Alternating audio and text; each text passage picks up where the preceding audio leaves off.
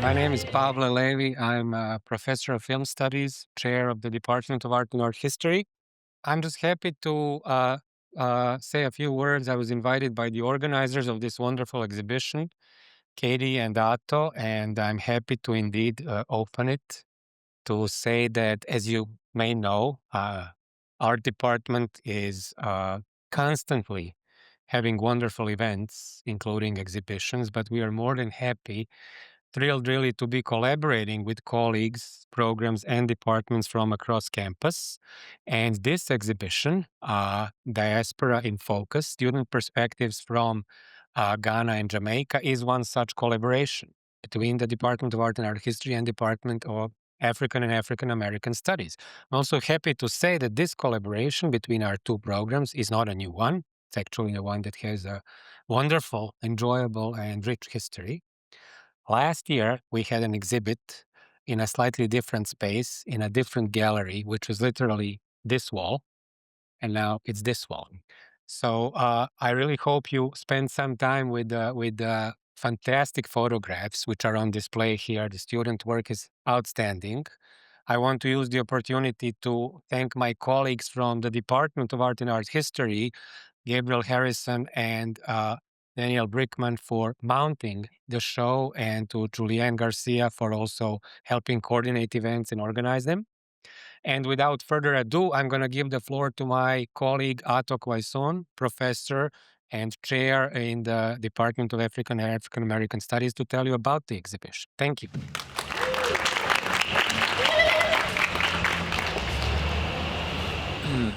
Thank you all for joining us for this magnificent exhibition. It is conventionally said that a picture is worth 1,000 words, but it is also worth 1,000 moods. So a picture is worth 1,000 words, but it's also worth 1,000 moods. And the mood of these pictures is comparative to start with, because it's bringing together images from Kingston and Jamaica. It is also more interdisciplinary, because in fact, the students who came on, they joined both summer programs, come from obviously different disciplines in the university.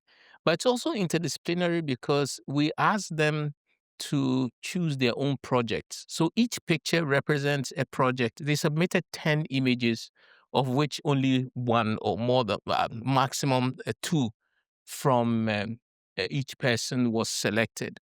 But the projects were extremely fascinating because, of course, the project helped them to see things differently. One reason why we introduced the urban photography component, starting from Accra and this year with Kingston in addition, was that we wanted the students to learn how to see. So we want them to learn how to see. And how better to see than to have a focused project and to have, by the way, we got the cameras, we supplied them all the cameras and the SD cards. Katie, whom I'm going to introduce in a minute, set up she took them through certain technical things that even I myself, sitting in the class, I was so amazed. Like, for example, something that I didn't know, that actually all cameras have, they are divided into a grid. I used to see the grid, also had no idea what the grid was for. Of course, the grid is for something. It's for you to be able to make, so she taught. And the other thing that I didn't discover until she gave a talk on this was how the different colors, how, for example, the combination of colors on the entire is a circle of the color wheel, that actually purple goes very well with yellow. Who would have known? I had no idea. But anyway, at any rate, so there's a technical aspect to it which the students are exposed to, and the hope is that they will learn how to see better. So what you're seeing here is 1,000 words, is 1,000 moods, and it's also different ways of seeing. The final thing I'll say is that we are the new Department of African and African American Studies, reputed to be the first new department at Stanford in the past 40 years. We're only 2 years old. We have a new space, and the space is stunning. We're going to move in November, and we encourage you all. I was telling someone else that we want to occupy the space. Our occupation will not be televised. You know, we are going to occupy the space. The occupation will not be televised, but we want everyone to feel that this is a communal space that is owned by us. And by us, I mean the entire university. That's the Department of African American Studies is for Italians, it's for Germans, it's for Greek, and it's also for Black people. I don't want anyone to think that, well, this is African Americans, so I'm not interested. You have to be interested because in this country in particular, the question of how to be an American, how do you become American? Because it's not a given. Black studies actually focuses the question of how to be American and the fraught nature of citizenship. It focuses it in a way that is replicated in its significance for all emerging American communities. So it is about you. It is not just about Black folk.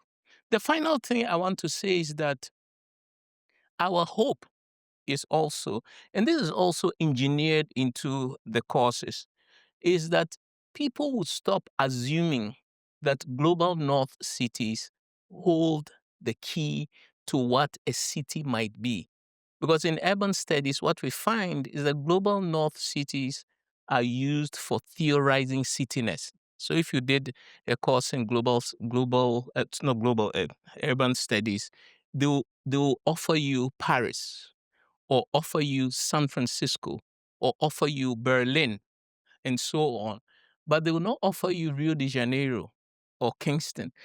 Kingston, Rio de Janeiro, Accra, Lagos, they are taken as examples of crisis. But you'll be surprised if you came to Accra that actually there's TikTok in Accra. No, seriously. TikTok, there's Instagram, people are totally urban. The fact that you're in New York doesn't mean that you have a monopoly over dreaming the future. And so our courses are designed to break the idea that somehow the global north has the key to the futurity of the world. So these pictures represent 1,000 words, 1,000 moods, and 1,000 ways of seeing. So now it's my great pleasure to introduce our one and only, and we say one and only in Ghana. I come from Ghana. When we want to big someone up, the one and only. It means that I'm starting the process of bigging her up. The one and only. So the one and only Dr. Katie Dieter, who is the Director of Advanced Studies and Community Engaged Learning in the Department of African and African American Studies. She served as the Associate Director of the program in African and African American Studies during COVID 20 to 2023. So she has been our atlas holding up the program since the COVID years. Before arriving at Stanford, she was a faculty member at the Edna Manley College of the Visual and Performing Arts in Kingston and adjunct faculty at the University of West Indies in Mona. This past summer, Katie taught a global arts seminar in Kingston, Jamaica, through Bing Overseas Studies program. By the way, hail out to the Bing folks who are standing there. Yeah. They've been magnificent in supporting our initiatives. So she taught a global arts seminar in Kingston, Jamaica, through Bing, and also with the support of Stanford Arts Institute in a course titled The Arts in Jamaica, Exploring Knowledge Production, Community, and Resistance.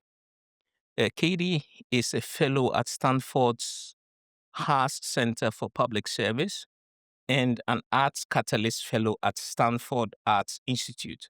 This year, she was named one of the African American Community Service Agency's Power 100 Soon she'll be on the cover of Time, I promise. Which honors Black leaders across industries in Silicon Valley for their significant impact, outstanding service, and dedication to the community. She continues to play an integral part in the shaping and growth of the newly established department, which, of course, I mentioned earlier, will open our doors in the new building for next quarter. So please join me in welcoming the one and only.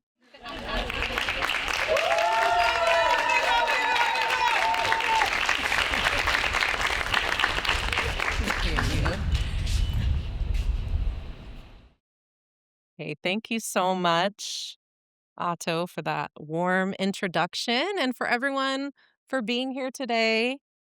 I'm so grateful to welcome you to the Diaspora in Focus Student Perspectives from Ghana and Jamaica exhibition.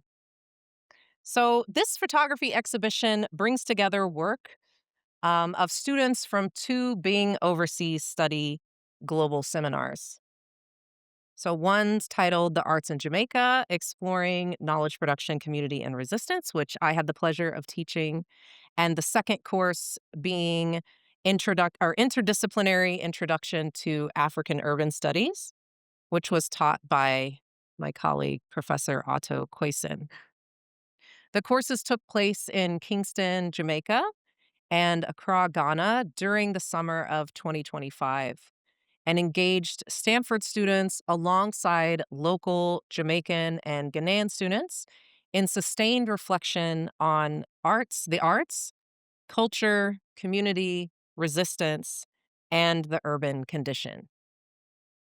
Each student from these courses has at least one photograph represented in the exhibition, demonstrating the depth of their creative vision and ultimately contributing to transnational narratives that highlight connections between these two places. So I had the great honor and privilege of curating this exhibit and also working closely with the students on these photography projects during my seminar in Jamaica, and then also for 2 weeks with the students in Professor Quayson's course in Accra. We engaged in photography critiques, one-on-one consultations, as well as conversations about the complexities of photography and representation. All students, as Otto mentioned, were provided with DSLR cameras, and together we explored deeper questions about the power of photography, considering who is behind the lens and the ethical implications of photography in places like Jamaica and Ghana as Stanford students. These students truly face these questions head on, considering their positionality, seeking ways to challenge often reductive and stereotypical portrayals of the Caribbean and Africa, and instead offered nuanced, layered narratives that reflect the complexity of life in these places. When I think about what this exhibition represents, I keep returning to the idea of what defines a classroom. So, in both Ghana and in Jamaica, our students learned that education does not only happen within the walls of a classroom, but through experiential and community engaged learning, through sustained interaction with local knowledge bearers, co creating with artists, learning in neighborhoods, museums, recording studios, markets, and being in community with each other. These seminars question what it means to learn through engagement, to approach a place not just as a site to study, but as a community to learn from and build relationships in. The classroom in Ghana became places like Oxford Street, Mama Cloth Studio, the Kwame Nkrumah Memorial Park, the King's Palace, and Makola Market. And in Jamaica, our classroom became places like Harry J. Recording Studio, Skyline Levels and Dub Club in the Blue Mountains, Sound Systems by the Sea, Reggae Sumfest in Montego Bay, Bob Marley's former homes, Kingston's downtown harbor, and the streets of Trenchtown. What we discover in these spaces is a direct reflection of the knowledge that we seek and the culture we read about in books and articles and through lectures in the classroom. However, these other learning spaces form, shape, and sustain not only what we learn, but how we learn, and highlight the transformation that comes from learning in these alternative sites. The exhibition title, Diaspora in Focus, though grounded in these two specific localities, resonates across these geographies, highlighting the continuities and divergences within Ghana and Jamaica. This exhibition, as well as the work of African and African American studies, reminds us that diaspora is not just a story of separation, but also a story of connection. The students' photographs capture echoes between Ghana and Jamaica, but also between these places and the US, as well as the diverse identities that each student brought with them to these programs. The images reflect how culture travels, how it's reimagined, and how it's remembered in various contexts. The echoes of community from these two courses are also felt by the tremendous support that we've received on Stanford's campus to make this exhibition possible. So I just want to take a moment to give thanks to those who have made it come to fruition. So, first, I want to thank the Department of Art and Art History, especially Professor Pavle Levi, the department chair, and also Gabriel Harrison, Daniel Brickman, and the rest of the faculty and staff in art and art history. Just really, truly appreciate your support. And as was already mentioned, this is the second iteration of us collaborating together, and so it's really just been beautiful to work with you all.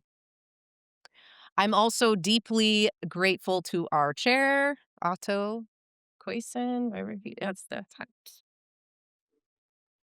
and to all the faculty and our hardworking staff in the Department of African and African American Studies.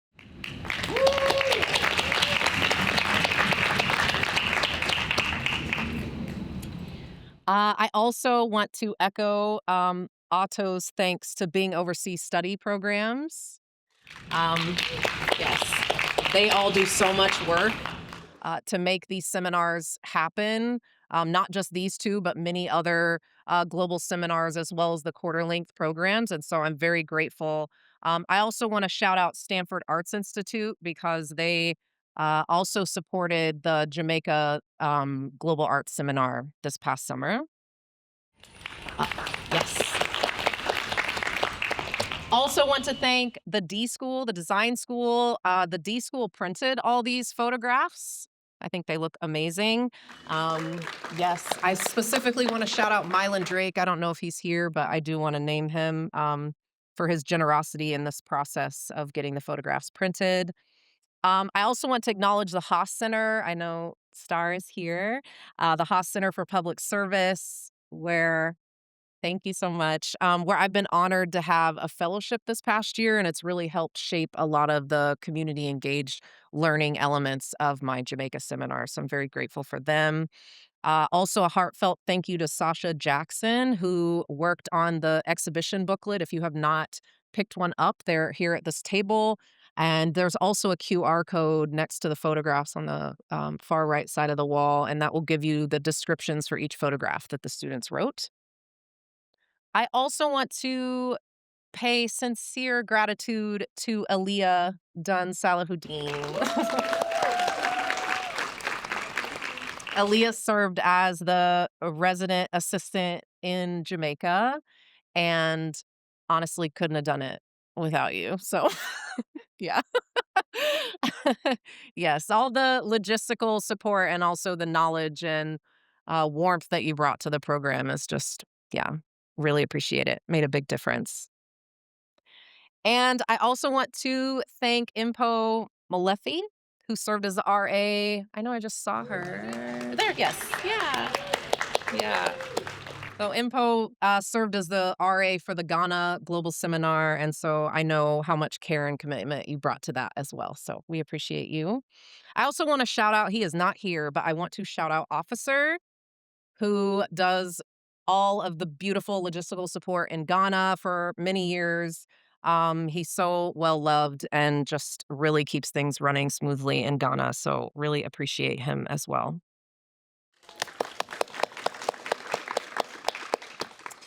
And then my biggest thank you goes to the students.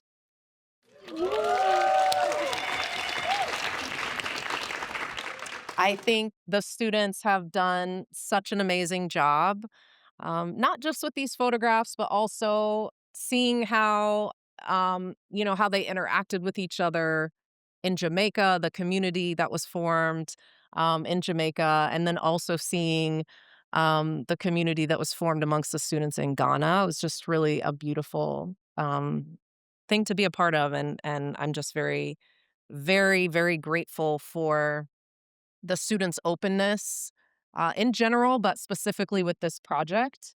Um, they brought a lot of knowledge and expertise into their photography projects. And so I think we can see that displayed here. And then I'll end by just saying or reiterating that the most special part of this whole process for me has been working with the students. Um, it makes me very emotional to think about. This year for me has not been an easy one personally, and so having the community, being part of the community that was developed with these students, that I know will be forever lasting, has just been I'm just so grateful to have borne witness to it and to be a part of it, and, yes, thank you, thank you. So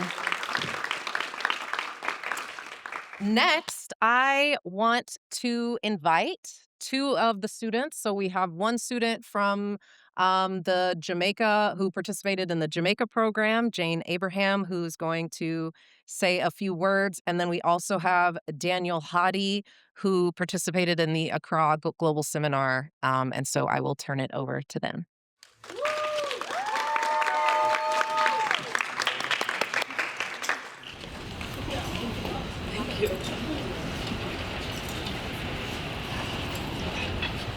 Okay. Hello, everyone. Um, Hi. My name is Jane Abraham, and I'm a senior studying comparative studies in race and ethnicity and English. And I was a part of the first cohort of the Arts in Jamaica Global Seminar in Kingston. I'm so grateful for the opportunity to be here with you all today and for the opportunity to share art in community. When I first applied to the Kingston Global Seminar last winter, I was excited by the program's focus on Black art. What I didn't know when I applied was that this experience would exceed all of my expectations. Not only did the program provide a structured opportunity to engage with art and art practice in multifaceted ways, but it provided me with a sense of sisterhood unlike anything I'd ever experienced before. Before I tell you a bit about my photography project, I'd like to express my gratitude and love for Dr. Katie Dieter, Ms. Salahuddin, and all the girls that were in Kingston with me.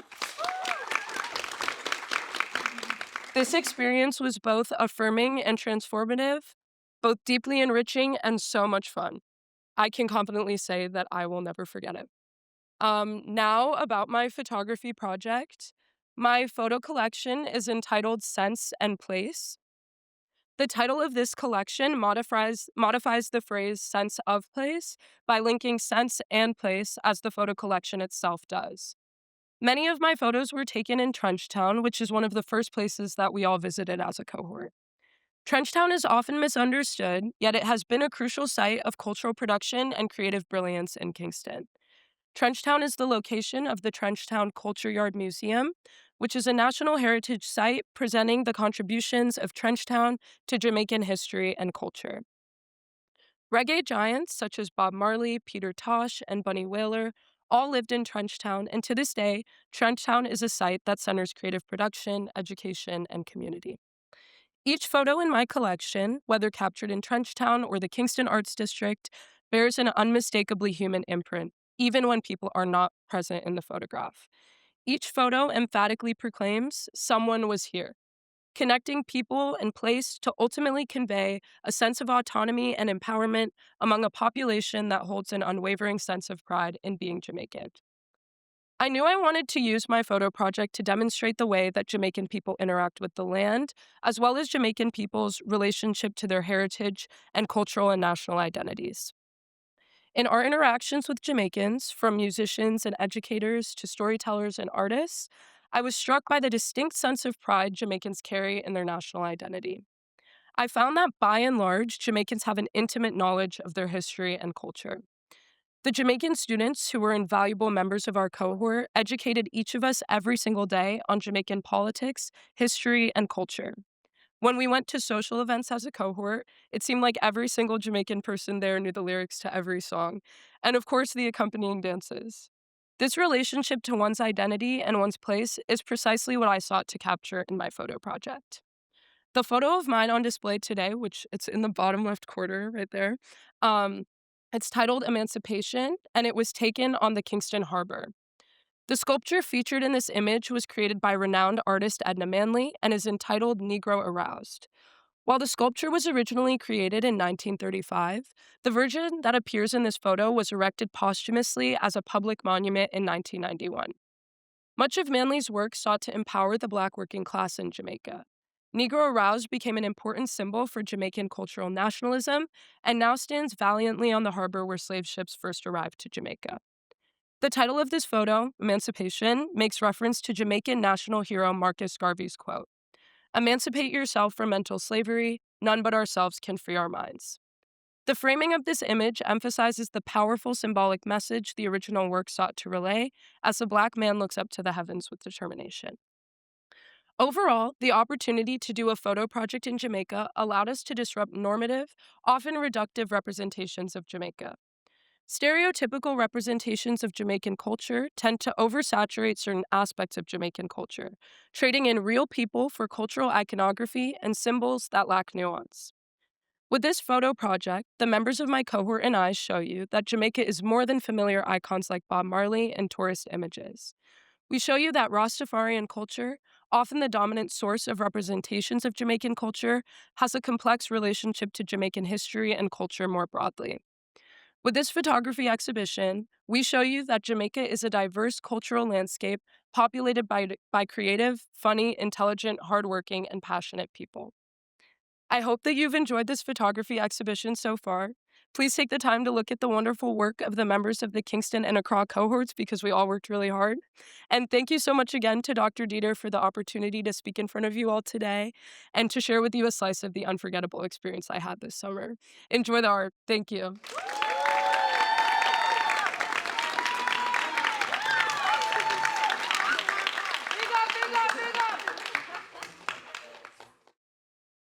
Hi, everyone. Thank you so much for being here. Great turnout. Don't know a lot of you, but that's okay. For those of you that don't know me, I'm Daniel Hattie, and I study economics and art history here at Stanford, and I joined the Accra Global Seminar this summer. I'm originally from Portland, Oregon, but my path to Ghana started much earlier. My mom's family is Armenian from Lebanon, and their story of fleeing genocide and finding refuge in Beirut has always made me think about how displaced communities create new homes. We often hear stories of migration toward the West, toward America, toward Europe, but I wanted to understand the opposite, south to south migration from East Asia, South Asia, and the Middle East into sub-Saharan Africa, where people move across developing regions and weave hybrid identities that are often overlooked in global narratives and especially in photography and the arts. As far as my photography project, I titled it Ghaniyun Lebanese, which means Ghanaian Lebanese, which explores how Lebanese Ghanaians shape and are shaped by urban Accra. The Lebanese community's roots in Ghana go back over a century. Initially traders from the Ottoman Empire, um, they are now a large group of entrepreneurs in hospitality and commerce, controversially owning lots of businesses and property across Accra. I followed that path through photography from hotels and restaurants to jewelry shops and churches, spaces where heritage, faith, and labor are constantly overlapping. My goal was to capture how identity operates in motion, not just preserved, but negotiated daily between locals and diasporic actors. My photo on display, which is on the top row, second to the right, shows a very recognizable landmark in Accra, the I Love Accra sign in front of Urbana Hotel on Oxford Street. And on the subject of Oxford Street, I know a professor who's written a really, really good book about Oxford Street. If you want to learn more about urban Accra, it's a great place to start. Architecturally, I was drawn to the concrete frame of Urbano's facade, modern, utilitarian, almost brutalist, interrupted by panforms that soften the edge, a visual dialogue between Mediterranean geometry and tropical energy. Above it fly five flags: Ghana's own, the UK, its former colonizer, the EU, and the US, their neo colonizers, and Lebanon. The Lebanese flag surprised me the most. It's not an emblem you expect on a West African hotel facade, but that's what makes it powerful. Other photos in my collection further capture these dynamics. For example, Ghanaian staff working in Lebanese owned restaurants is common, and as security of Maronite churches that proliferate around Osu, the neighborhood we stayed in. These images show collaboration rather than separation. Ghanaian and minority communities coexist through hospitality, service, and faith. But that coexistence really isn't equal. Lebanese Ghanaians and other minority Ghanaians own the businesses, the hotels, the restaurants, the supply chains, while Ghanaian workers sustain them. I wanted to photograph that quiet hierarchy, not to moralize it, perhaps, but to make it visible. The moment where shared labor also reveals unequal footing. In those in between spaces, the restaurant floor, the church gate, you feel generosity, yet also asymmetry at once. And that tension is part of what makes Accra's urban rhythm so real. To wrap this up though, I owe endless thanks to Professor Quayson and Officer Reginald and Dr. Dieter, or Dr. Katie Dieter.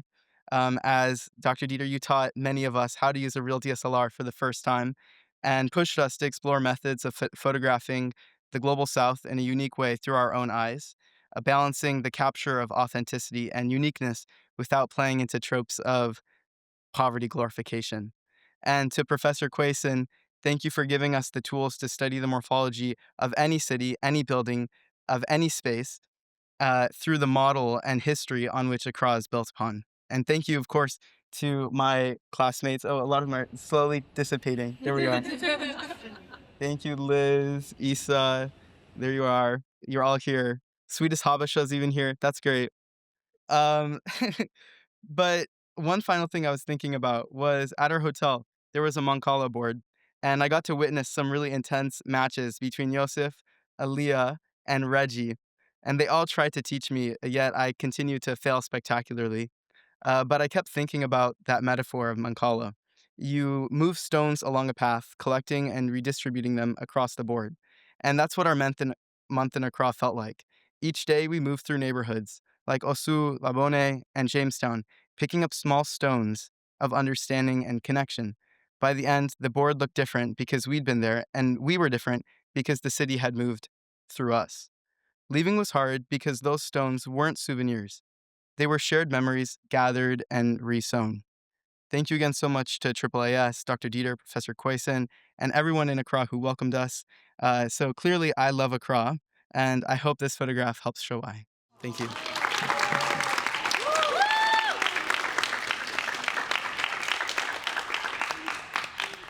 Thank you so much to Jane and Daniel. I really appreciate you taking the time to speak to us today about your photography projects. Um, yes, so I really hope that you all enjoy the exhibition. There's food. If you have not already picked up a booklet, they're on this table here. The booklet has each photograph with the description that the students wrote. So please pick those up. Um, and there's also a QR code in here. I may have already mentioned this, but the photographs, or the descriptions rather, are in order from left to right, top to bottom. Okay. So please do that. And also, before we leave, I would love to get a photograph with all of the students and supporters of the exhibition. So anyone affiliated with Art and Art History, with Haas, Bing, if those folks are still here, anyone that's still here that's affiliated, please come and stand in front of the exhibition so that we can get a photograph. So thank you so much again for coming. Really appreciate it.